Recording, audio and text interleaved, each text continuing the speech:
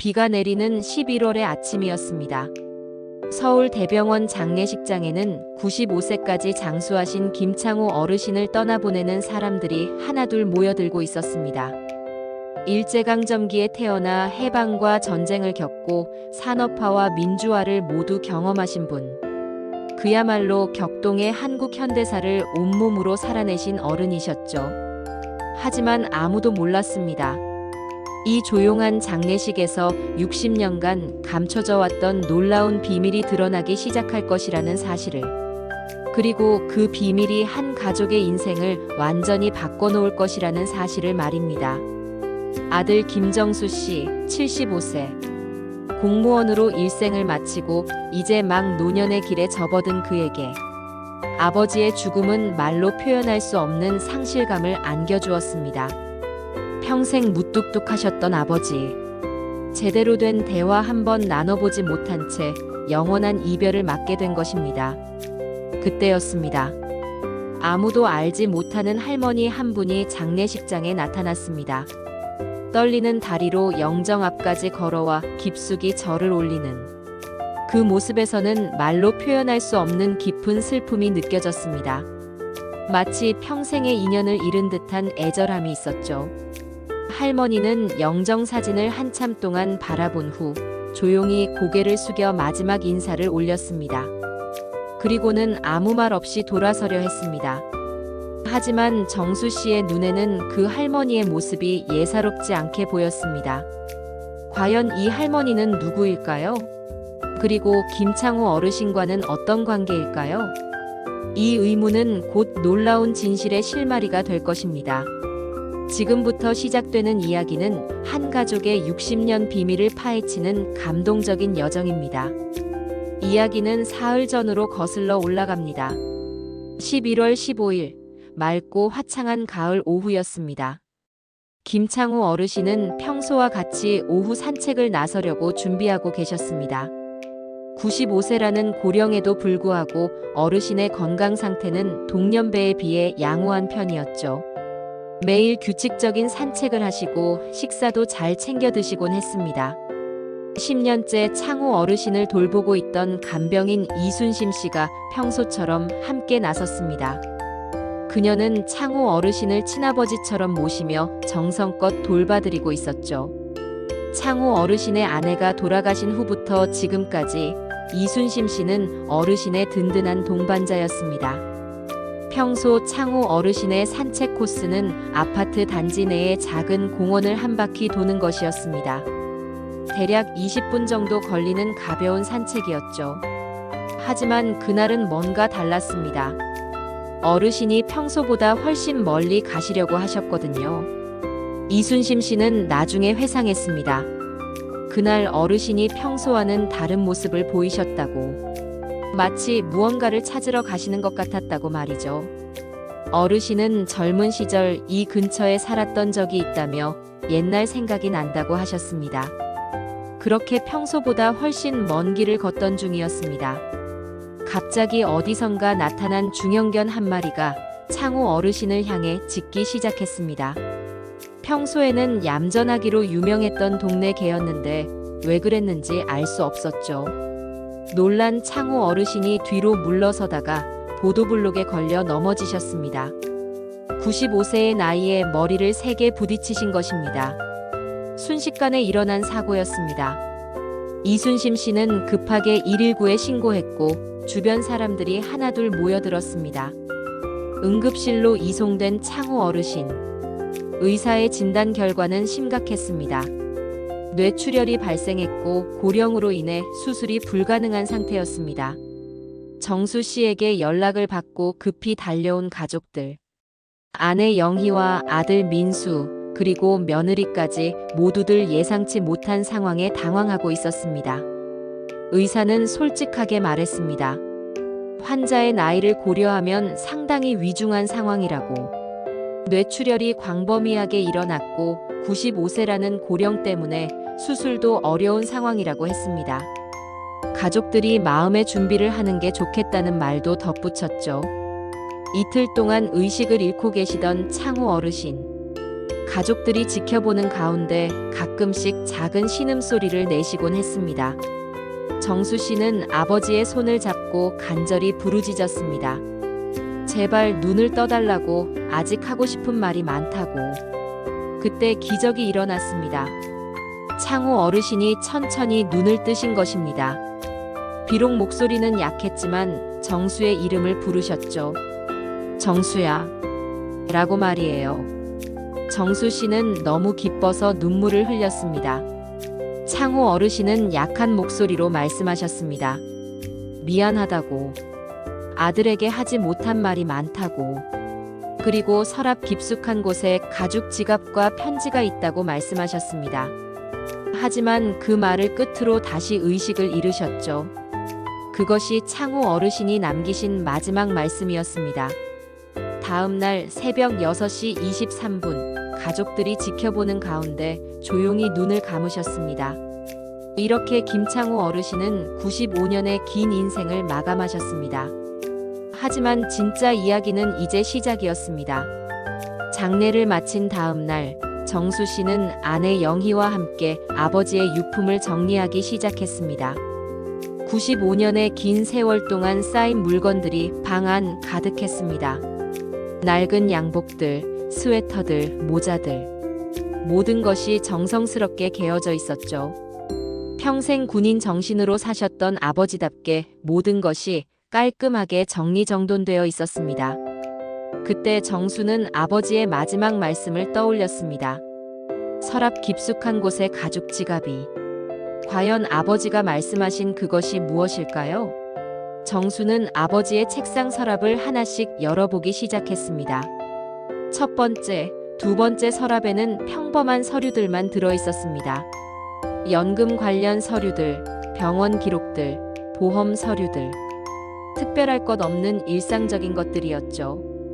그런데 맨 아래 서랍은 좀 달랐습니다. 맨 아래 서랍은 오랫동안 열리지 않았던 것 같았습니다. 먼지가 많이 쌓여 있었고 서랍 안에는 오래된 책들과 편지들이 들어 있었습니다. 그런데 서랍 뒤쪽 가장 깊숙한 곳에서 작은 가죽 지갑을 발견했습니다. 그 지갑은 아버지가 평생 사용하시던 것과는 전혀 다른 물건이었습니다. 가죽은 오래되어 바스러질 것 같았고 어디선가 맡아본 듯한 오래된 향기가 났습니다. 아마도 수십 년 전의 것으로 보였죠. 지갑 안에는 정수도 본 적이 없는 사진들이 들어 있었습니다. 젊은 시절 아버지의 모습이 담긴 흑백 사진들. 하지만 함께 찍힌 아이들은 도대체 누구일까요? 정수는 이런 아이들의 존재를 전혀 모르고 있었습니다. 사진 속 아버지는 20대 중반으로 보였습니다. 군복을 입고 있었고 주변에는 5명의 아이들이 있었죠. 가장 큰 아이가 12살 정도, 가장 어린 아이가 5살 정도로 보였습니다. 아이들은 모두 아버지를 친아버지처럼 따르는 것 같았어요. 사진 뒷면에는 1953년 부산이라고 연필로 희미하게 적혀 있었습니다. 1953년. 한국 전쟁이 끝날 무렵이었죠. 그때 아버지는 25살이었고 전쟁에 참전하고 계셨을 때입니다. 하지만 이 아이들은 누구일까요? 지갑 안에는 사진 외에도 다른 물건들이 들어 있었습니다. 작은 종이에 적힌 이름들. 김순희, 박철수, 이영수, 최말자, 한복순. 5개의 이름이 아버지의 친필로 적혀 있었습니다.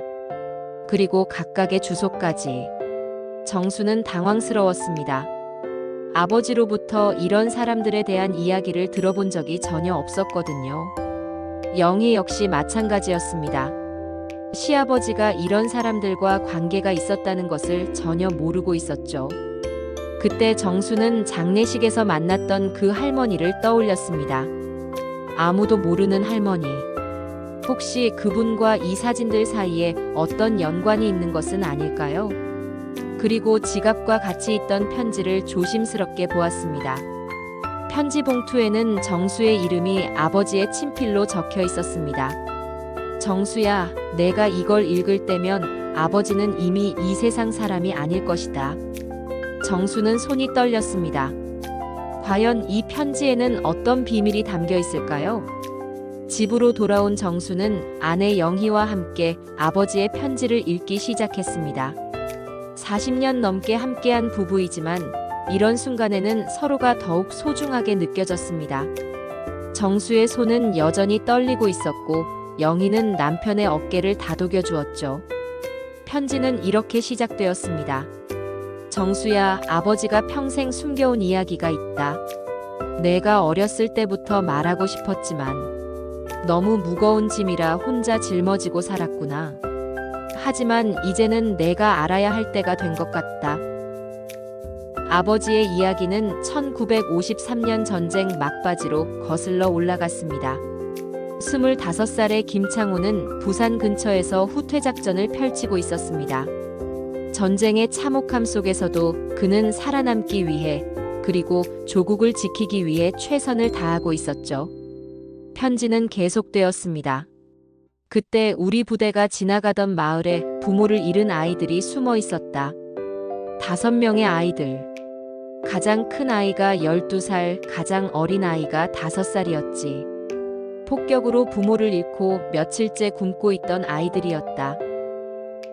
아버지는 편지에서 그때의 상황을 생생하게 묘사했습니다. 아이들은 며칠째 굶고 있었고 추위에 떨고 있었다. 그냥 지나칠 수가 없었다. 내 배급을 나누어 주고 담요도 씌워 주었지. 하지만 그것만으로는 충분하지 않았다. 부대장에게 아이들을 함께 데려가 달라고 했지만 전쟁 중에 민간인을 보호할 여력이 없다는 답변만 돌아왔다.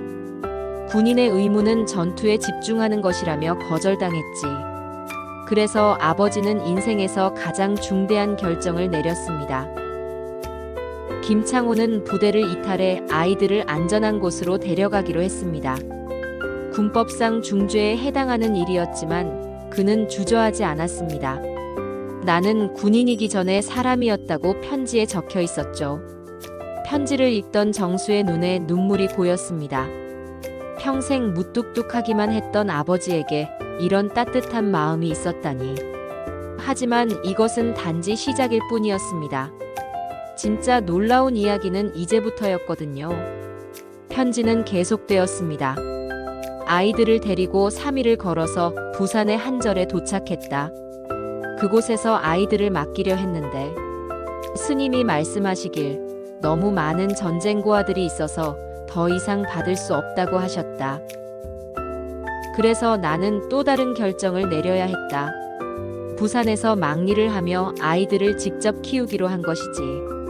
군대는 탈영죄로 제대 처분을 받았고 나는 하루아침에 무일푼이 되었다. 하지만 후회하지 않았다. 아버지는 부산 부두에서 막리를 하며 5 아이들을 키우기 시작했습니다. 새벽 4시에 일어나 부두에 나가고 저녁 늦게 돌아와서는 아이들에게 밥을 해주고 옷을 빨아주고 병이 나면 등에 업고 병원에 다녔습니다. 낮에는 일하느라 바빴지만 밤에는 아이들에게 글을 가르쳐 주었다. 이 아이들이 제대로 된 사람이 되어야 한다고 생각했거든. 배우지 못하면 평생 가난하게 살 수밖에 없으니까. 편지를 다 읽은 정수 부부는 아버지 방에서 더 많은 단서를 찾기 시작했습니다. 그러다 낡은 서랍 뒷면에 테이프로 붙여진 작은 상자를 발견했습니다. 아버지가 얼마나 소중히 보관했는지 알 수 있었죠. 상자 안에는 아버지의 6.25 종군 기장과 함께 작은 목걸이들이 들어 있었습니다. 아이들 것으로 보이는 이름표들. 김순희, 박철수, 이영수, 최말자, 한복순. 5개의 목걸이가 정성스럽게 보관되어 있었습니다. 5개의 목걸이, 5명의 아이들. 정수는 깨달았습니다. 아버지가 그 아이들을 정말로 키우셨다는 것을, 그리고 지금도 어디선가 살고 있을지도 모른다는 것을. 그런데 여기서 또 하나의 의문이 생겼습니다. 상자 밑바닥에서 또 다른 편지를 발견했습니다. 이번에는 훨씬 최근에 쓴 것 같았어요. 정수야, 내가 이 편지를 읽는다면 아버지의 첫 번째 비밀을 알게 된 것이구나. 하지만 아직 끝이 아니다. 진짜 이야기는 이제부터란다. 두 번째 편지에는 더욱 놀라운 내용이 담겨 있었습니다. 1956년 내가 너의 어머니와 결혼하게 되었을 때의 이야기다. 나는 5 아이들에게 미안한 마음을 가져야 했다. 새로운 가정을 꾸리면서도 계속 그들을 돌봐야 한다는 것이 얼마나 어려운 일인지 알고 있었거든. 아버지는 편지에서 그때의 아픈 기억을 털어놓았습니다. 아이들을 각각 다른 가정에 입양 보내야 했다. 가장 가슴 아픈 결정이었지. 하지만 그것이 아이들을 위한 일이라고 생각했다. 나 혼자서는 5명의 아이와 새로운 가족을 모두 돌볼 수 없었거든. 정수는 복잡한 심경이었습니다. 아버지가 왜 이런 이야기를 가족에게 하지 않으셨을까? 왜 혼자서만 이런 무거운 짐을 짊어지고 사셨을까? 하지만 편지는 여기서 끝나지 않았습니다. 하지만 정수야, 아버지는 그 아이들을 완전히 버린 것이 아니었다. 오히려 그때부터가 진짜 시작이었지. 매월 첫째 주가 되면 아버지는 5곳에 편지와 돈을 보냈다. 단 한 달도 빠뜨리지 않고 말이다. 정수는 이제 확신했습니다. 아버지 방 어딘가에 더 많은 비밀이 숨겨져 있을 것이라고. 그래서 더욱 꼼꼼히 방 안을 살펴보기 시작했습니다. 옷장 뒤, 침대 밑, 책장 사이사이. 옷장 뒤에서 큰 봉투를 발견했습니다. 봉투는 상당히 무거웠고 안에는 수많은 편지들과 은행 영수증들이 들어있었습니다. 60년간 모아둔 기록들이었죠. 놀라운 것은 그 양이었습니다. 수백 통의 편지들, 수백 장의 송금 기록들. 정말로 단 한 달도 빠뜨리지 않고 60년간 보낸 것들이었습니다. 1956년부터 2016년까지 아버지가 95세가 되실 때까지 계속된 기록들이었죠. 송금 금액도 상당했습니다. 1950년대에는 1,000원, 2,000원이었지만 시대가 흐를수록 금액이 늘어났습니다. 1970년대에는 10,000원, 1980년대에는 10만원, 최근에는 100만원씩 아버지의 경제 상황에 맞춰 꾸준히 늘어났던 것이죠. 편지들의 내용은 더욱 놀라웠습니다. 철수야, 요즘 사업은 잘 되고 있니? 몸조리 잘하고 무리하지 마라. 순이야, 아들 대학 등록금 부족하면 언제든 연락해라. 영수야, 의사가 된다니 정말 자랑스럽다. 아버지가 늘 꿈꾸던 일이었는데. 정수는 눈물을 흘렸습니다. 아버지가 자신에게는 한 번도 해주지 않았던 따뜻한 말들이 그 편지들에 가득했거든요. 사랑한다, 자랑스럽다, 걱정된다. 아버지의 진심이 담긴 말들이었습니다. 정수는 모든 것을 확인한 후 다시 그 할머니를 찾아가야겠다고 결심했습니다. 이제 질문할 것이 너무 많았거든요. 그 할머니가 바로 편지에 나오는 한복순일 가능성이 높다고 생각했습니다. 정수는 병원 로비에서 할머니를 기다렸습니다. 다행히 할머니는 매일 같은 시간에 나타났습니다. 마치 약속이라도 한 듯이 오후 3시가 되면 꼭 병원에 나타나셨거든요. 정수는 할머니께 조심스럽게 물어봤습니다. 혹시 이 이름들을 아시냐고, 그리고 혹시 한복순이라는 이름이 할머니 이름이 아니냐고 말입니다. 할머니는 정수가 목걸이들을 보여주자 얼굴이 크게 변했습니다. 할머니는 떨리는 손으로 한복순이라고 적힌 목걸이를 집어들었습니다. 그리고는 눈물을 흘리기 시작했죠. 이게 어떻게 여기에? 할머니의 목소리도 떨리고 있었습니다. 할머니는 드디어 입을 열었습니다. 네, 맞습니다. 저는 한복순입니다. 창호 아저씨가 전쟁 중에 구해주신. 그때 5살짜리였어요. 그제야 정수는 모든 것을 이해하기 시작했습니다. 한복순 할머니의 고백이 시작되었습니다. 저는 1948년에 태어났어요. 전쟁이 일어났을 때 5살이었죠. 부모님은 폭격에서 저를 구하려다가 둘 다 돌아가셨어요. 그때부터 저는 다른 아이들과 함께 숨어서 살았습니다. 할머니는 그때의 기억을 생생하게 떠올렸습니다. 창호 아저씨가 우리를 발견했을 때 우리는 정말 절망적인 상황이었어요. 며칠째 굶고 있었고 추위에 떨고 있었거든요. 그런데 아저씨가 나타나서 마치 천사 같았어요. 아저씨는 우리를 친자식처럼 돌봐주셨어요. 추운 겨울에는 자신의 옷을 벗어서 덮어주시고 굶을 때는 자신이 굶으면서도 우리에게 먹을 것을 주셨죠. 우리에게는 친아버지보다 더 아버지 같은 분이었어요. 3년 동안 우리는 창고에서 함께 살았어요.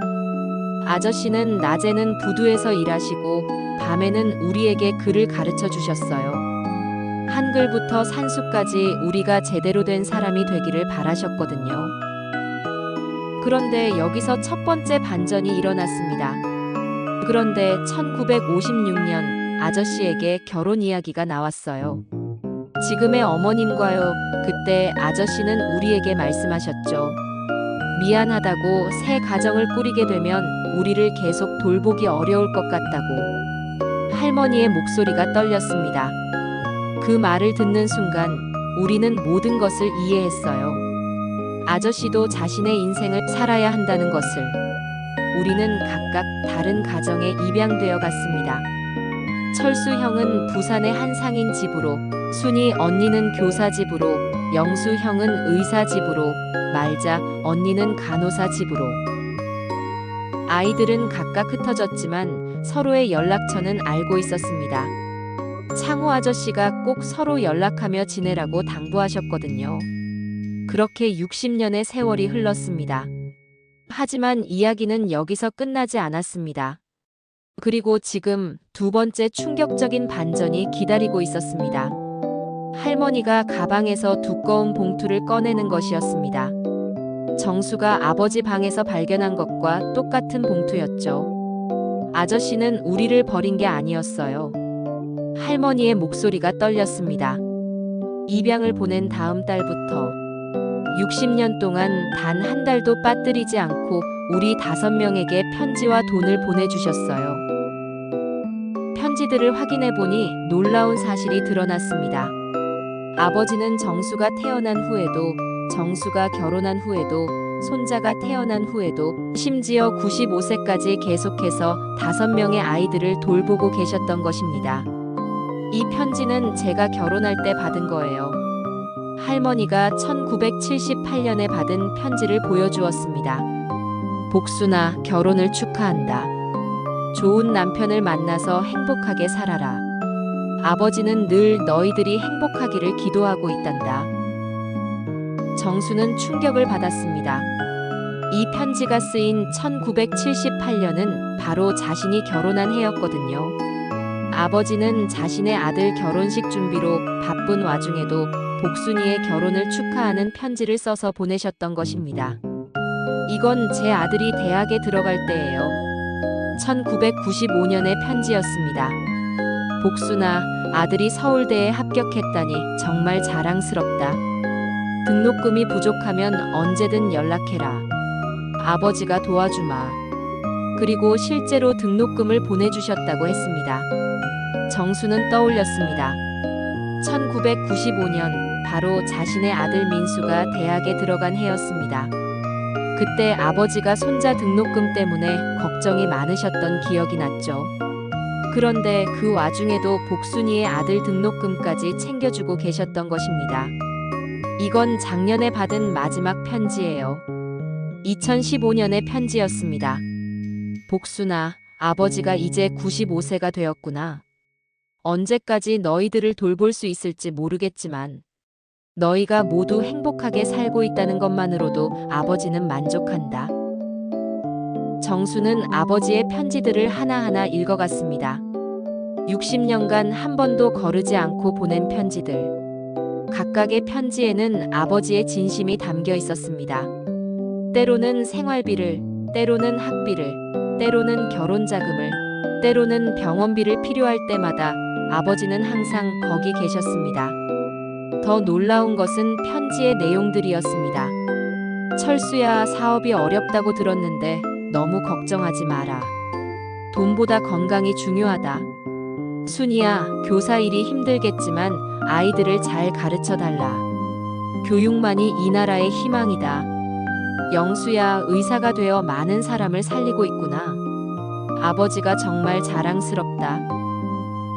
복순 할머니는 계속해서 이야기했습니다. 우리 5명은 모두 아저씨 덕분에 성공한 삶을 살 수 있었어요. 철수 형님은 성공한 사업가가 되었고, 순이 언니는 초등학교 교장까지 지내셨어요. 영수 형님은 내과 의사가 되어 수많은 환자를 치료했고, 말자, 언니는 간호사로 평생 환자들을 돌보셨죠. 그리고 저는 평범한 주부로 살면서 세 아이를 키웠어요. 모두 창호 아저씨의 가르침대로 정직하고 성실하게 살았습니다. 우리는 아저씨를 친아버지라고 불렀어요. 진짜 아버지보다 더 아버지였으니까요. 정수는 자신이 아버지에 대해 얼마나 모르고 있었는지 깨달았습니다. 평생 아버지가 인색하다고 생각했던 적이 많았거든요. 용돈을 적게 주실 때, 학비를 마련하느라 힘들어 하실 때, 그런 아버지를 이해하지 못했던 자신이 부끄러웠습니다. 정수는 자신의 어린 시절을 떠올렸습니다. 아버지는 항상 바빴고 대화도 별로 없었습니다. 대학 등록금 때문에 아버지와 크게 싸웠던 기억도 났죠. 아버지는 왜 이렇게 인색하신지 그때 아버지는 말없이 돈을 마련해 주셨지만 정수는 고마워하기보다 당연하다고 생각했었습니다. 정수가 물었습니다. 할머니, 아버지가 우리 가족한테는 왜 이런 이야기를 안 하셨을까요? 복순 할머니는 따뜻하게 미소 지으며 대답했습니다. 아드님 창호 아저씨는 가족을 너무 사랑하셨어요. 우리에게 하신 일을 가족들이 알면 부담을 느낄까봐 평생 숨기신 거예요. 아저씨는 항상 말씀하셨거든요. 정수는 내 진짜 아들이고 그 아들이 행복한 게 가장 중요하다고. 할머니의 말이 계속되었습니다. 아저씨는 당신이 결혼할 때도 손자가 태어날 때도 너무 기뻐하셨어요. 우리에게 편지로 자랑하시곤 했거든요. 내 아들이 좋은 아내를 만났다고, 손자가 태어났다고 그때마다 우리도 함께 기뻐했어요. 정수는 깨달았습니다. 아버지가 평생 자신을 얼마나 사랑하셨는지를, 그리고 그 사랑 때문에 오히려 더 큰 짐을 혼자 짊어지고 사셨다는 것을. 아버지는 진짜 아들에게는 부담을 주고 싶지 않으셨던 것입니다. 집으로 돌아가는 길, 정수의 마음은 복잡했습니다. 슬픔과 감동, 그리고 자책감이 뒤섞여 있었죠. 아버지에 대해 제대로 알지도 못하면서 오해했던 자신이 부끄러웠습니다. 집으로 돌아온 정수는 아내 영희와 아들 민수에게 모든 이야기를 들려주었습니다. 아버지가 60년간 숨겨온 놀라운 비밀, 전쟁과 5명을 평생 돌보신 이야기를 말입니다. 영희는 시아버지의 마음을 이해할 수 있었습니다. 그렇게 큰 사랑을 혼자 품고 사셨구나. 우리가 좀 더 관심을 가졌어야 했는데. 민수 역시 할아버지를 새롭게 보게 되었습니다. 평생 무뚝뚝하다고만 생각했던 할아버지가 이런 따뜻한 마음을 가지고 계셨다니. 정수는 복순 할머니에게 전화를 걸었습니다. 다른 4분의 연락처를 알고 싶다고 했죠.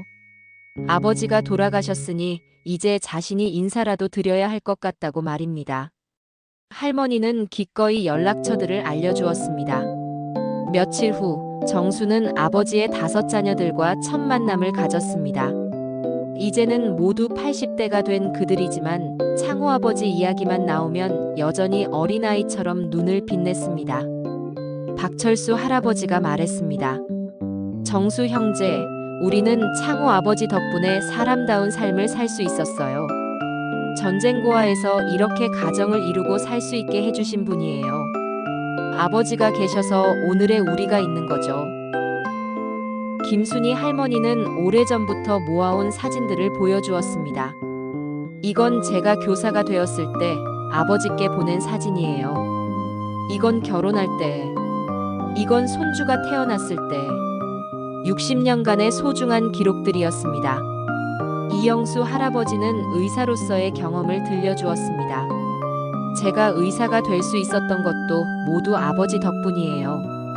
아버지가 교육의 중요성을 가르쳐 주셨거든요. 그래서 저는 평생 어려운 환자들을 무료로 치료해 드렸어요. 아버지가 그러셨듯이 말입니다. 최말자 할머니는 간호사로 일하면서 느꼈던 보람에 대해 이야기했습니다. 아버지가 저희에게 베풀어 주신 사랑을 다른 사람들에게도 나누어 주고 싶었어요. 그래서 간호사가 되었고 평생 환자들을 돌봤습니다. 그것이 아버지께 보답하는 길이라고 생각했거든요. 정수는 아버지의 유품들을 5분께 나누어 드렸습니다. 아버지의 시계, 만년필, 안경, 모자, 책들. 각자 아버지를 기억할 수 있는 소중한 물건들이었습니다. 모든 분들이 감격해하며 받으셨죠. 다음 날 정수는 5분과 함께 아버지의 묘소를 찾았습니다. 진짜 가족보다 더 가족 같은 이들과 함께 아버지께 인사를 드리는 시간이었습니다. 무덤 앞에서 6명은 깊은 절을 올렸습니다. 아버지, 이제야 아버지의 진짜 마음을 알게 되었습니다. 아버지가 얼마나 큰 사랑을 가지신 분인지. 죄송합니다. 그리고 정말 고맙습니다. 정수의 마음속 독백이었습니다. 며칠 후 정수는 아버지의 방에 홀로 앉아 지난 일들을 되돌아봤습니다. 95년의 생을 살면서 마지막 순간까지 다른 사람을 생각했던 아버지. 그리고 그런 아버지를 제대로 이해하지 못했던 자신을 반성하게 되었습니다. 그때 아버지의 옷주머니에서 또 다른 편지를 발견했습니다. 이번에는 정수 앞으로 쓴 마지막 편지였습니다. 아마도 돌아가시기 며칠 전에 쓰신 것 같았어요. 편지에는 이렇게 적혀 있었습니다. 정수야, 아버지가 세상을 떠날 때쯤이면 너도 이제 70이 넘었을 것이다. 아버지는 너에게 많은 것을 해주지 못했다. 다른 아이들을 돌보느라 하지만 그것이 아버지의 잘못된 선택이었다고는 생각하지 않는다. 사람은 혼자 살 수 없다. 서로 도우며 살아야 한다. 너도 이제 아버지가 왜 그런 선택을 했는지 이해할 것이다.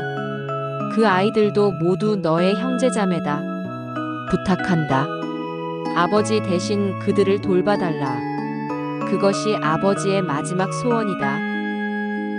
정수는 아버지의 마지막 당부를 마음속 깊이 새겼습니다. 이제 자신이 아버지의 사랑을 이어가야 한다는 것을, 그리고 진정한 가족의 의미를 깨달았습니다. 한 달 후 정수는 5분을 자신의 집으로 초대했습니다. 이제는 정말로 한 가족이 된 것입니다. 아내 영희도 아들 민수도 이들을 진짜 가족처럼 맞아들였습니다.